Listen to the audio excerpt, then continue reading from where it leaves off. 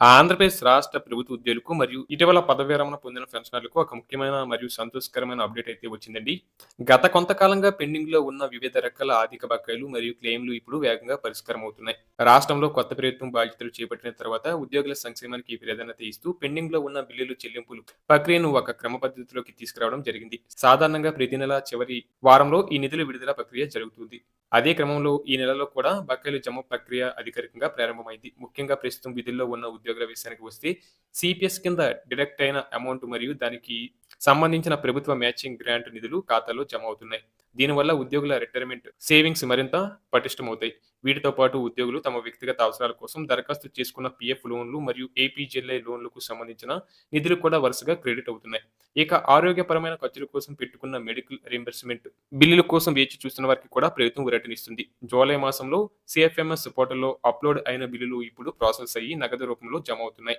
ఈ వారం పొడవునా ఈ ప్రక్రియ నిరంతరంగా కొనసాగుతుంది. కాబట్టి ప్రతిరోజు కొంతమంది ఉద్యోగులకు వారి ఖాతాలో నిధులు జమ అయినట్లు మెసేజ్‌లు వస్తూనే ఉంటాయి.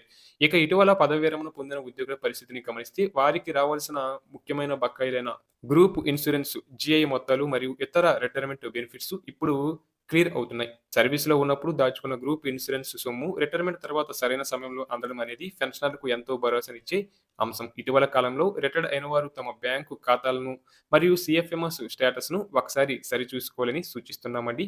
గతంలో ఈ నిధుల విడుదలపై ఉన్న సందిగ్ధత ఇప్పుడు తొలగిపోయి క్రమం తప్పకుండా ప్రతి నెల చివరి వారంలో బిల్లులు చెల్లించే సంప్రదాయం కొనసాగుతుండటం ఉద్యోగ వర్గాల్లో హర్షం వ్యక్తమవుతుంది.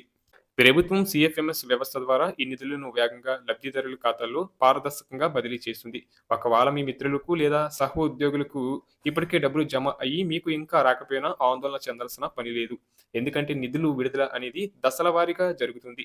ఈ వారం చివరి వరకు ఈ బిల్లుల చెల్లింపు ప్రక్రియ కొనసాగుతుంది. కాబట్టి పెండింగ్‌లో ఉన్న మెడికల్, పీఎఫ్, ఏపీజీఎల్ఐ బకాయిలన్నీ త్వరలోనే మీ ఖాతాలోకి చేరుతాయి.